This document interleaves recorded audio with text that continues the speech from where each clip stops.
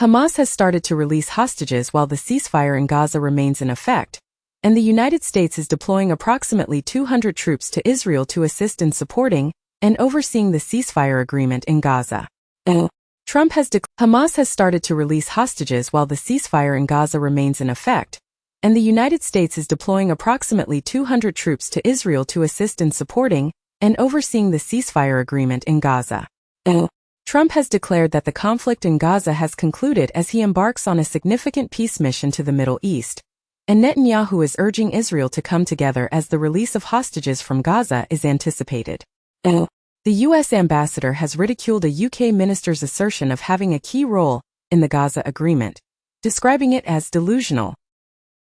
North Korea introduces its most powerful nuclear strategic weapon with the capability to reach every part of the United States.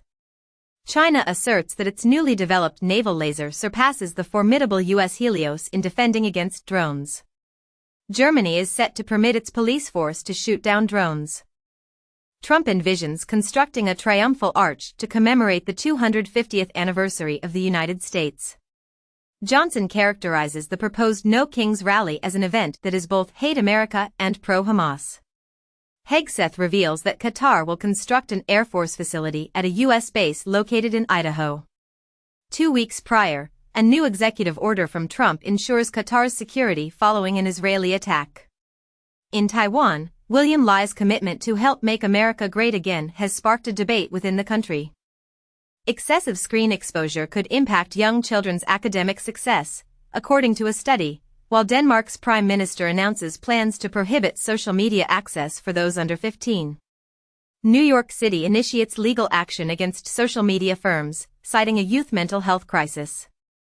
Additionally, California leads the way as the first state to gradually eliminate ultra-processed foods from school menus. In the U.S., DDoS botnet Isuru blankets U.S. ISPs in record DDoS. Poland says cyber attacks on critical infrastructure rising, blames Russia. OpenAI bans suspected China-linked accounts for seeking surveillance proposals. Australia's coal-dependent state has decided to abandon its previous plan to shut down power plants.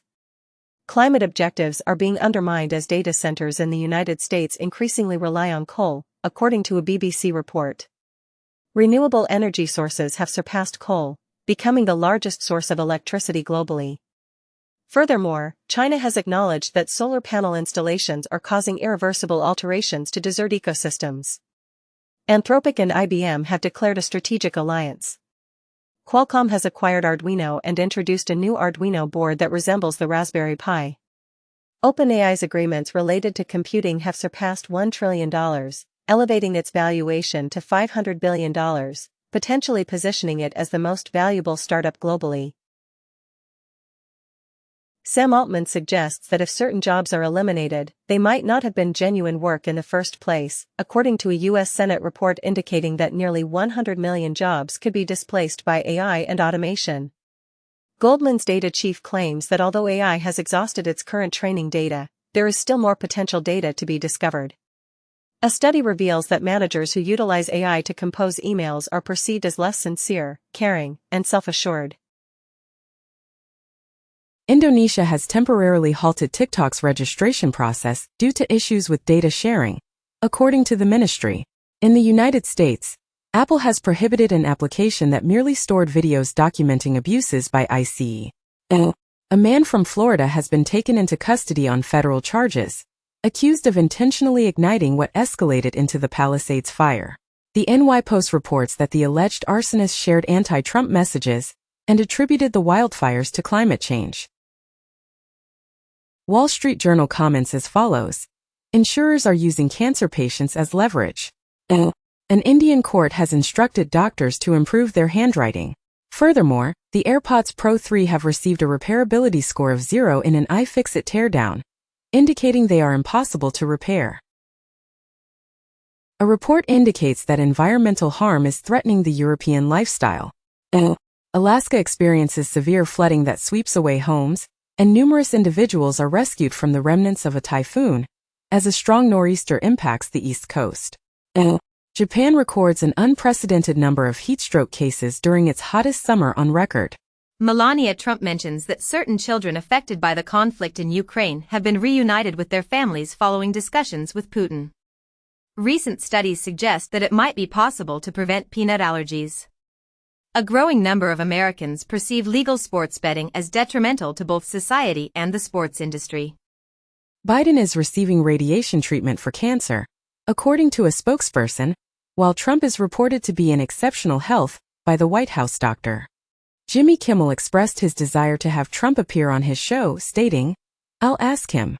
Additionally, The Verge has reported that Google is preventing AI-based searches related to Trump and dementia. Furthermore, The Wall Street Journal indicates that YouTube will pay $24.5 million to resolve a lawsuit initiated by Trump. The Washington Post reveals that Arab nations increased their collaboration with the Israeli military during the conflict in Gaza, as indicated by documents. Israel and Hamas have reached an agreement on certain elements of Trump's proposed peace plan for Gaza, which includes the release of hostages and prisoners. The Israeli cabinet has given its approval to the initial phase of a ceasefire agreement with Hamas, facilitated by the United States. Trump has described this as a long and painful nightmare coming to an end, marking a historic moment for the Middle East. World leaders from the region are set to sign the peace plan, coinciding with the release of 20 Israeli hostages. However, Netanyahu's office has announced that he will not be attending the Gaza summit in Egypt. Japan Post stops forcing delivery staff to ride bicycles as punishment. France's postal service rolls out croissant-scented stamp. In the US, lawyer caught using AI while explaining to court why he used AI. Amazon's DNS problem knocked out half the web, likely costing billions. Jaguar Land Rover cyberattack nears £2 billion in UK's costliest hack. In the US, FCC cracks down on Chinese electronics, as US retailers remove millions of devices over national security concerns. Waymo plans to bring driverless robot access to London in 2026.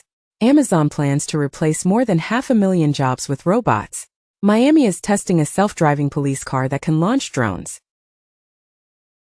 China bans research company that helped unearth Huawei's use of TSMC tech despite US bans.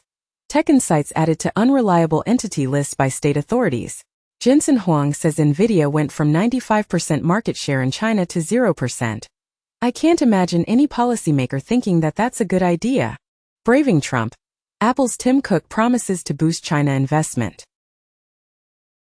France and Spain call on EU to uphold 2035 combustion engine ban. Fossil fuels to dominate global energy use past 2050, McKinsey says. Plug-in hybrids pollute almost as much as petrol cars, report finds. IMF warns about soaring global government debt. S&P cuts France's credit rating as it forecasts higher debt pile.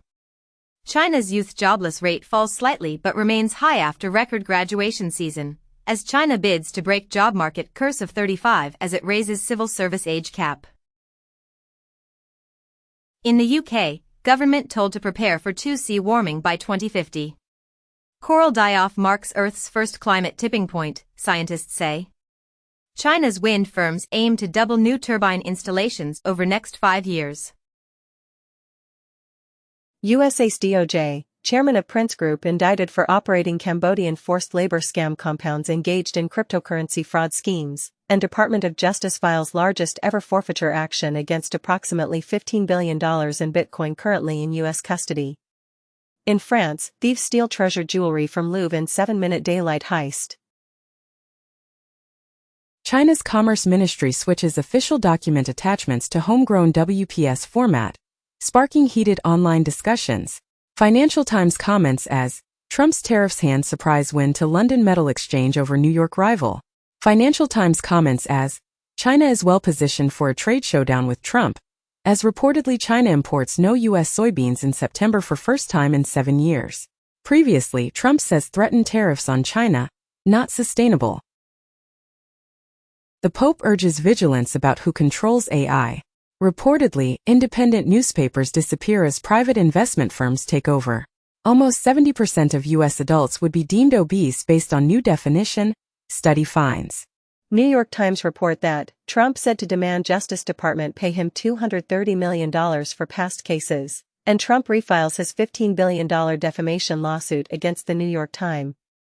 Harvard FAS cuts PhD seats by more than half across next 2 admission cycles. TMZ stands by story after White House denial, Trump considering commuting Diddy's sentence, possibly this week. Previously, White House official pushes back on report that Trump is considering pardoning Sean Diddy Combs. Santos is released after Trump commutes his sentence. Trump reposts AI-generated video of plane dumping sludge on No Kings protesters.